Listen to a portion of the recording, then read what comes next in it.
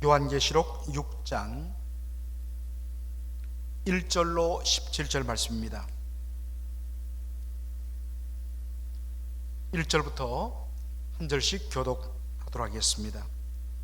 내가 봄에 어린 양이 7인 중에 하나를 떼시는 그때에 내가 들으니 내 생물 중에 하나가 우레소리같이 말하되 오라 하기로, 내가 이에 보니 흰 말이 있는데 그 탄자가 활을 가졌고 면류관을 받고 나가서 이기고 또 이기려고 하더라.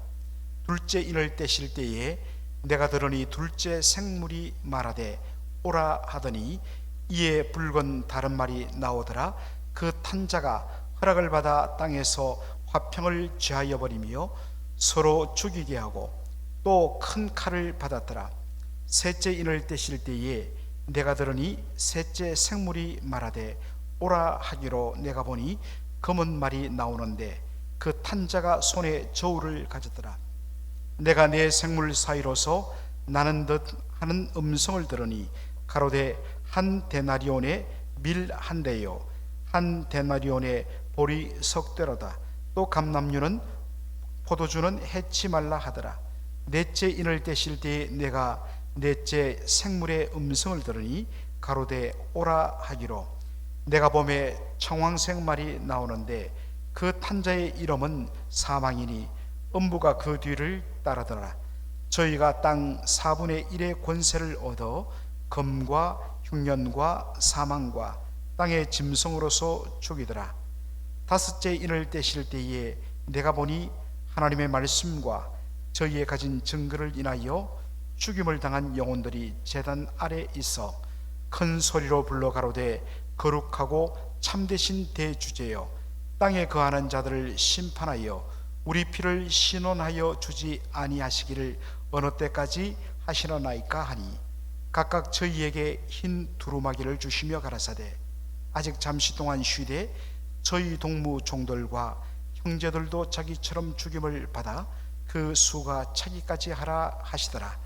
내가 보니 여섯째 인을 떼실 때에 큰 지진이 나며 해가 총담같이 검어지고 온 달이 피같이 되며 하늘의 별들이 무화과 나무가 대풍에 흔들려 선 과실이 떨어지는 것 같이 땅에 떨어지며 하늘은 종이축이 말리는 것 같이 떠나가고 각 산과 섬이 제 자리에서 옮기우매 땅의 임금들과 왕족들과 장군들과 부자들과 강한 자들과 각종과 자주자가 굴과 산 바위 틈에 숨어 산과 바위에게 이르되 우리 위에 떨어져 보좌에 앉으신 이의 낯에서와 어린 양의 진노에서 우리를 가리우라. 다 같이 읽겠습니다. 그들의 진노에 큰 날이 이르렀으니 누가 너희 서리요 하더라. 아멘. 오늘 본문은 사실 한 번에 다 소화하기가 너무나 양이 많습니다. 그래서 제가 시간 관계상 하는 데까지 해보도록 하겠습니다.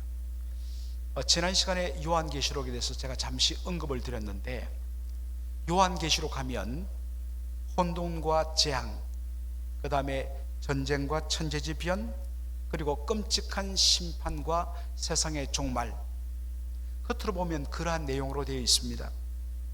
그래서 옛날에도 보면 1999년 지구 대종말 그와 같은 그러한 소설 혹은 예언서들이 요한계시록의 내용을 그렇게 빌려서 1999년에 이 세상이 바로 망한다, 그리고 그 망하기 전에 얼마나 혹독한 천재지변과 그리고 전염병과 그리고 무서운 핵전쟁으로 말미암아 온 세상이 초토화되는 그런 것들을 영상으로 묶어서 우리가 말세를 준비해야 됩니다 라고 하는 메시지들이 얼마나 많은 사람들의 마음을 두렵게 했는지, 물론 그러한 걸로 말미암아 사람들이 두려움에 떨면서 기도하기도 했습니다만, 과연 그것이 정말 요한계시록의 메시지인가 하는 것입니다.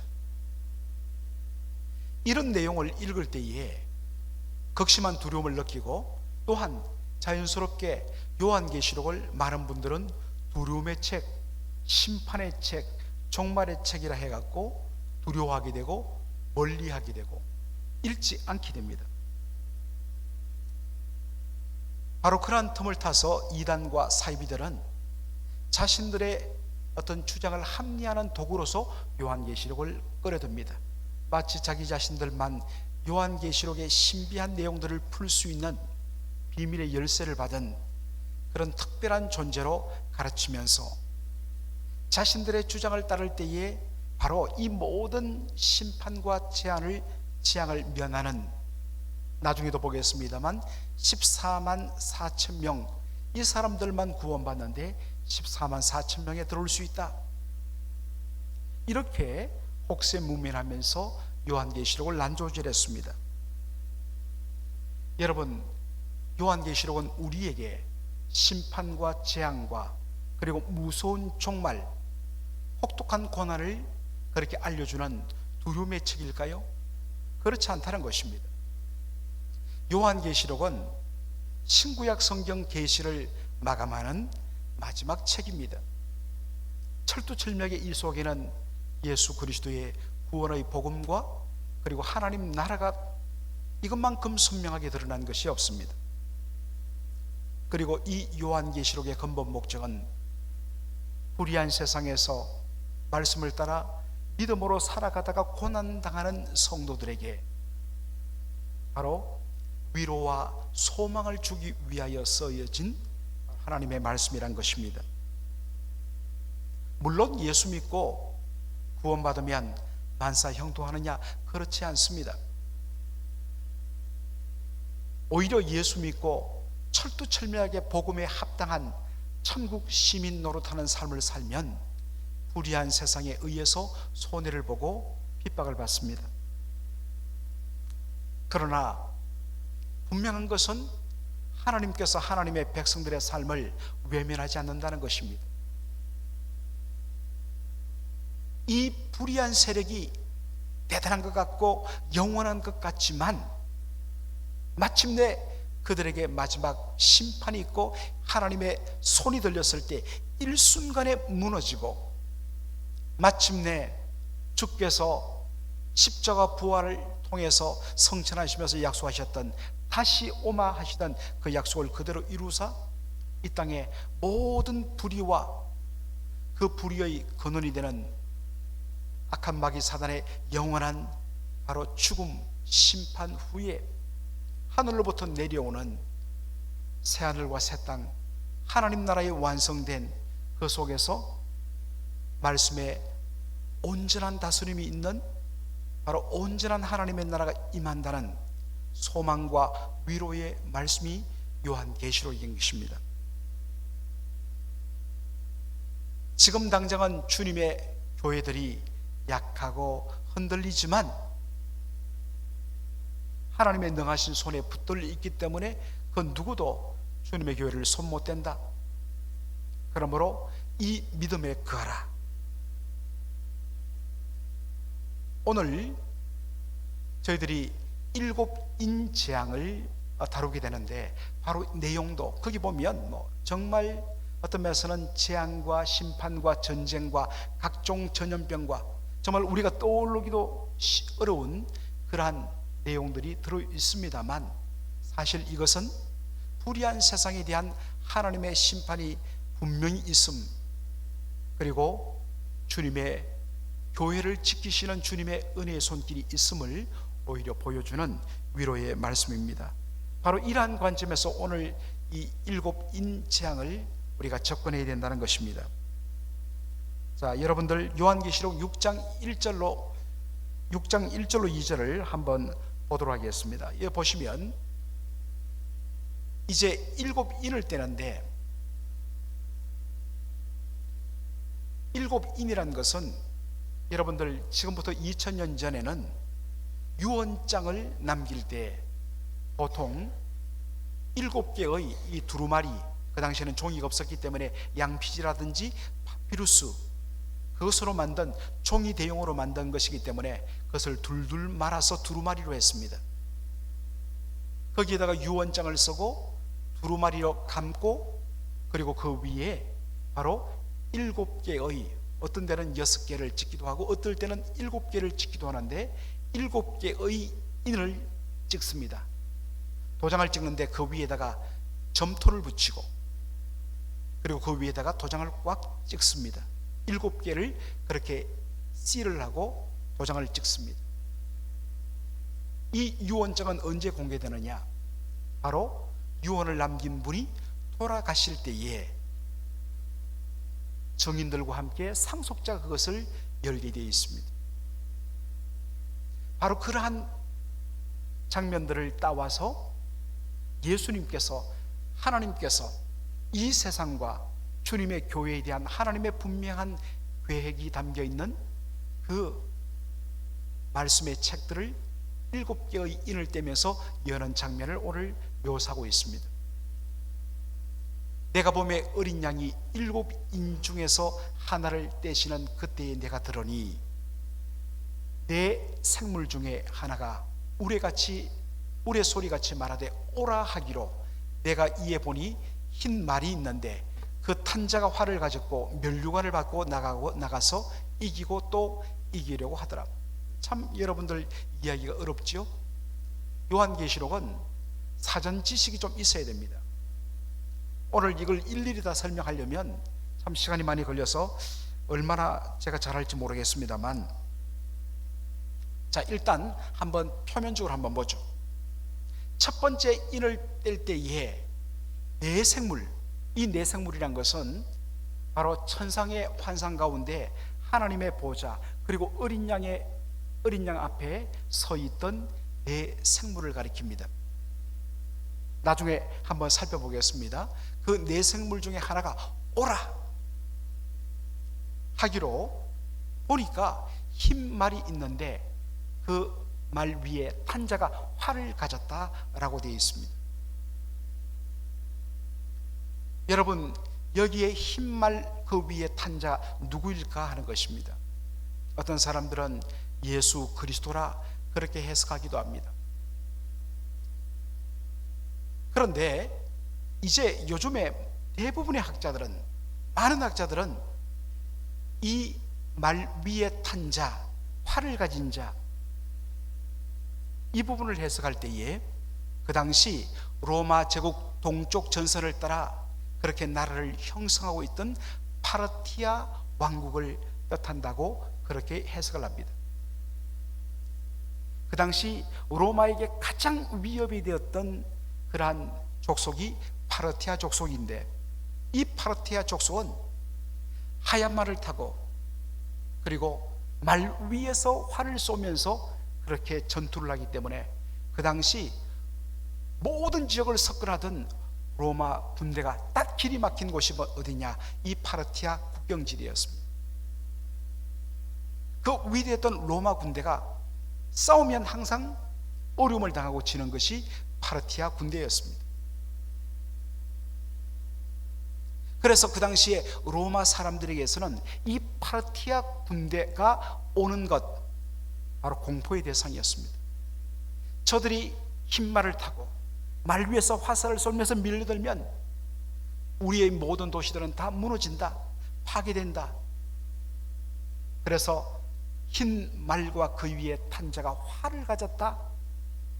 바로 1세기 당시 로마 사람들에게는, 그 당시 로마 제국 산에 있던 사람들에게는 파르티아 군대를 떠올렸습니다. 그리고 그 군대가 가져올 무서운 바로 재난, 죽음, 그것을 떠오르게 만드는 공포의 장면이 흰 말과 그 말탄 자가 가지는 활이었습니다. 하나님께서는 바로 그 당시에 파르티아 군대가 가지는 이 공포의 이미지를 사용해서 하나님의 심판이 그만큼 무섭다는 것을 미리 맛보여주기 위해서 이 말씀을 하는 것입니다. 자, 그 다음에 두 번째 인을 떼는 걸 한번 볼까요? 요한계시록 6장 3절로 4절에 둘째 인을 떼실 때에 내가 들으니 둘째 생물이 말하되 오라 하더니 이에 붉은 다른 말이 나오더라. 그 탄자가 허락을 받아 땅에서 화평을 지하여 버리며 서로 죽이게 하고 또 큰 칼을 받았더라. 60년대 70년대에는 세대주의라는 아주 잘못된 그러한 관점에 의한 성경, 특별히 요한계시록 예언서 해석 때문에 이 붉은 말이 누구일까? 공산주의다. 왜? 빨간색이기 때문에. 이런 식으로 너무 단편적으로 해석했습니다. 그러나 시간이 지나고 나서 이 해석이 틀렸다는 것을 알죠. 공산주의는 다 무너져 버렸습니다. 일부 지금 남아있지만 어차피 이미 생명이 끝난 것입니다.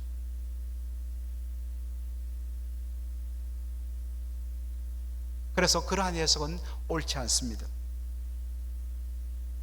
둘째 인을 뗄 때에 둘째 생물, 네 생물 중에 두 번째가 오라 하니까 붉은 말이 나오는데 그 붉은 말의 탄자가 화평을 제하여 버렸다라고 이야기하고 있습니다. 여러분, 사람과 사람 사이에서도 모든 사람들의 초점은 자기의 행복, 자기의 뜻을 이루는 것입니다. 서로 팽팽할 때는 그 안에서 서로 눈을 보면서 갈등하면서도 버텨나갑니다. 그러나 힘의 균형이 어겨지는 순간에 자기 가진 힘과 자기 가진 능력을 사용하여서 상대방을 짓밟아 버립니다. 이것은 나라와 나라 사이도 마찬가지죠. 어떤 의미에서는 오늘 그래도 나름대로 이 세상이 일부에는 전쟁이 일어나지만 그래도 이만큼 평화를 유지하는 것, 어떤 의미에서는 인류 역사상 바로 지금 이 시기만큼 평화로운 시기가 없습니다. 이거 그냥 되는 거 아니란 거죠. 하나님께서 그 가운데 개입하시고 간섭하기 때문에 화평이 유지되는데 하나님께서 화평을 거두어 가버린다는 겁니다. 하나님의 간섭과 개입을 거두어 가버리니까 그 다음에 서로가 서로를 죽이면서 바로 전쟁하는 그러한 재앙들이 나온다는 것입니다. 그래서 두 번째 인을 떼는 것은 바로 전쟁을 통한 죽음의 재앙을 가리키는 것입니다. 세 번째 인을 보면 요한계시록 6장 5절로 6절 한번 보도록 하겠습니다. 셋째 인을 떼실 때 내가 들으니 셋째 생물이 말하되 오라 하기로 내가 보니 검은 말이 나오는데 그 탄자가 손에 저울을 가졌다. 내가 네 생물 사이에서 나는 듯한 음성을 들으니 가로되 한 데나리온의 밀 한 대요 한 데나리온의 보리 석 대로다. 또 감람류와 포도주는 해치 말라 하더라.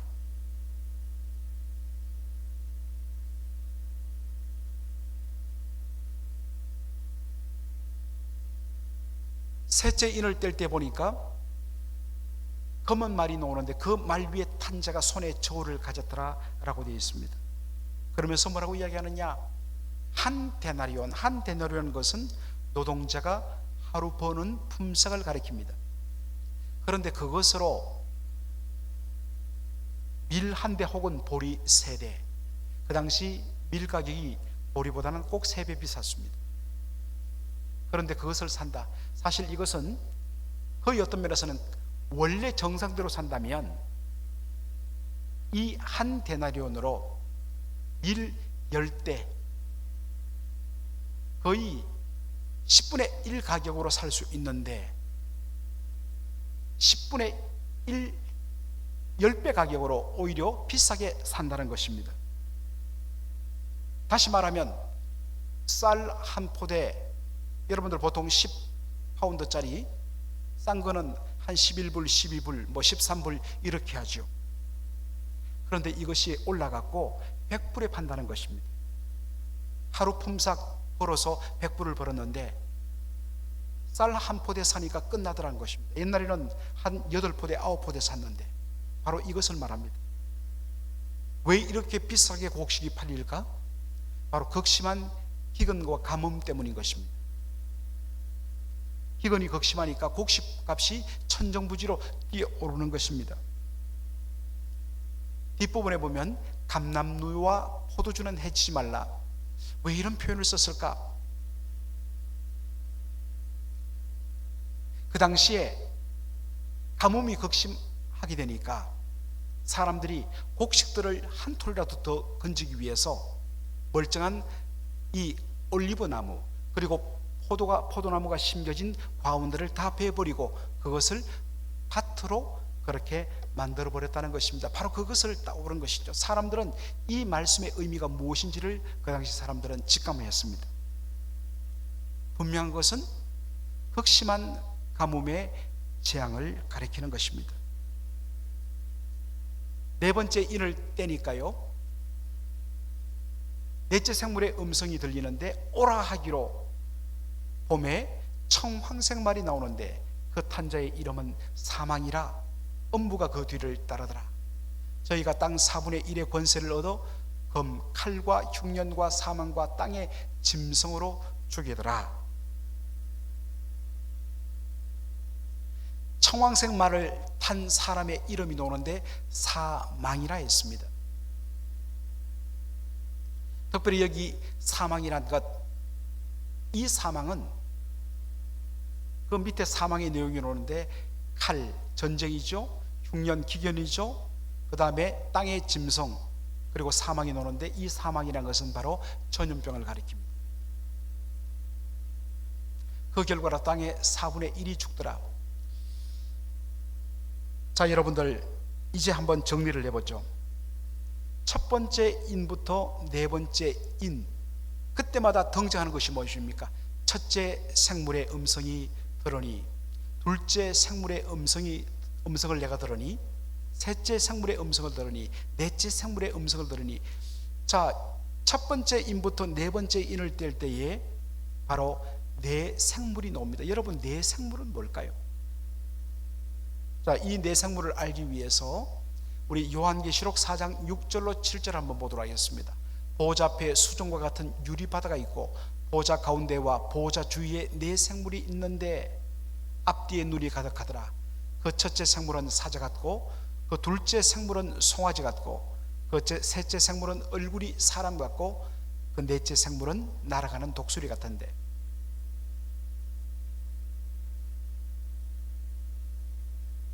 사자, 송아지, 사람, 독수리가 아닙니다. 환상 가운데 보니까 같다고 이야기합니다. 그렇게 보인다는 것입니다. 이것이 네 생물의 정체입니다. 자, 이 네 생물을 어떻게 해석할까요? 대부분의 학자들은 이 네 생물은 피조세계의 각 어떤 면에서는 존재의 대표를 가리킨다 이야기하고 있습니다. 사자는 맹수의 대표, 송아지, 소는 가축의 대표, 독수리는 바로 하늘을 나는 날짐승들, 새들의 대표란 것입니다. 사람은 물론 우리 하나님의 형상을 따라 지음받은 인간을 대표하는 것이죠. 그래서 이 네 생물은 바로 이 땅에 존재하는 모든 피조 세계를 바로 가리키는 그러한 상징적 표현입니다. 그리고 스가랴서 1장을 보면 이 네 말들이 나오는데 이 네 말들은 하나님께서 이 세상을 심판할 때 쓰시는 심판의 도구로 그렇게 표현되는 표현이 네 말들입니다. 활과 전쟁과 기근과 연병도 하나님의 심판의 도구로 구약 성경에 언급됩니다.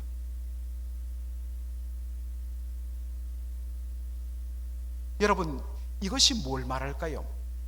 하나님께서 이 모든 피조 세계 그리고 이 땅, 이 세상을 심판한다는 말씀입니다.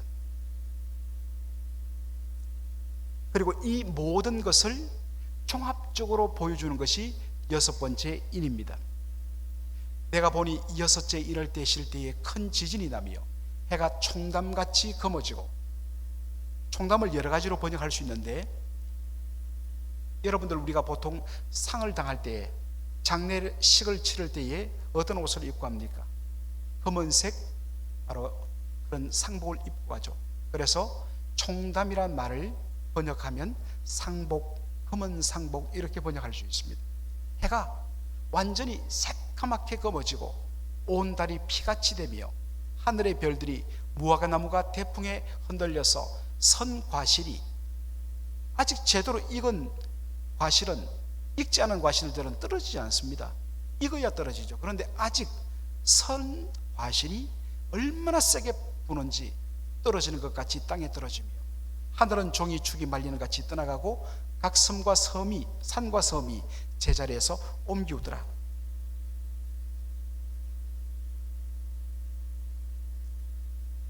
어떤 이들은 이것을 문자 그대로 해석해서 우주의 대격변이 발생할 것이다, 완전히 천체가 뒤흔들리고,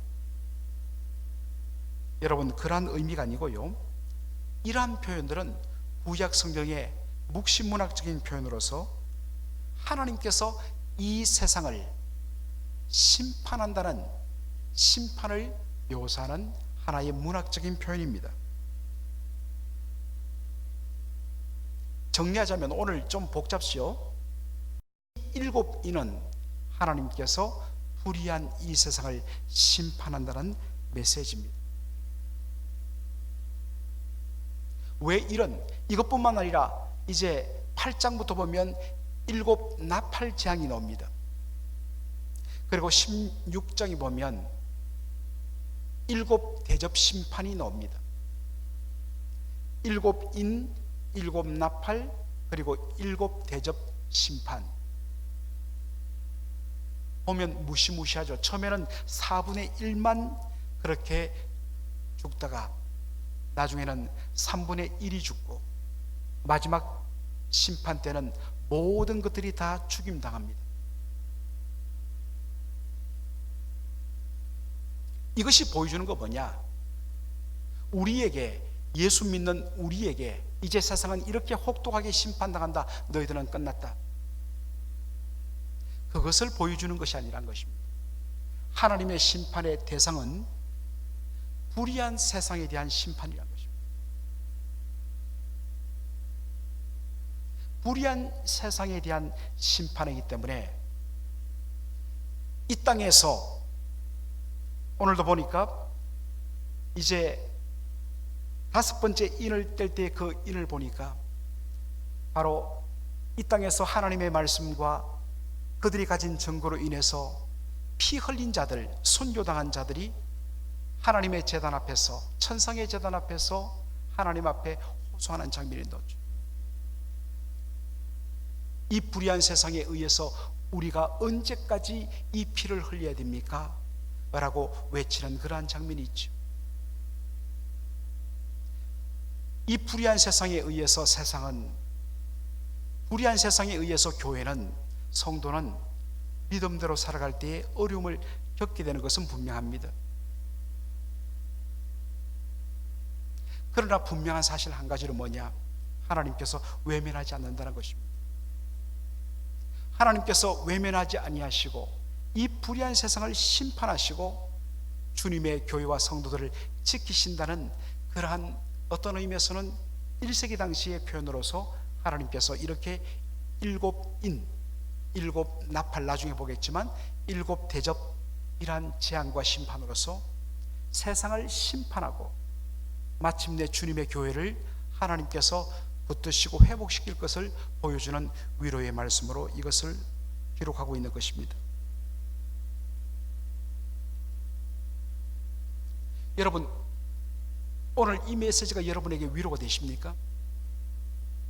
왜 위로가 안 될까요? 물론 제가 제대로 설명이 되지 못했기 때문일 수도 있겠죠. 그런데 초대교회 성도들은 이 말씀을 보는 순간 놀랍게 위로를 받았습니다. 이유는 뭘까요? 그들이 이 불의한 세상에 의해서, 이 불의한 세상 속에 살면서 믿음을 지키고 살다가 불의한 세상에 의해서 혹독한 고난을 당하고 있기 때문에, 얼핏 보면 영원하게 이것이 지속될 것 같은데 끝은 있고, 이렇게 대단하게 보이는 이 세상도 하나님의 심판 앞에 마침내 무너지게 된다는 이 메시지를 받았을 때 그들은 용기를 갖는 것입니다. 얼마 남지 않았다. 물론 우리가 믿음으로 살다가 앞서간 선배들처럼 우리도 아마도 죽을 수도 있다. 그러나 분명 이 불의한 세상은 무너진다. 그리고 하나님께서 성도들의 기도를 반드시 들으시고 반드시 우리의 의를 드러내실 그때가 온다.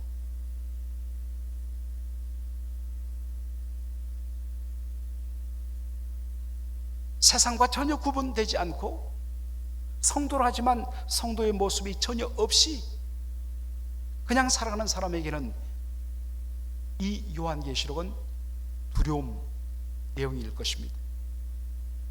그러나 진정 믿음으로 살면서 그리고 말씀대로 살면서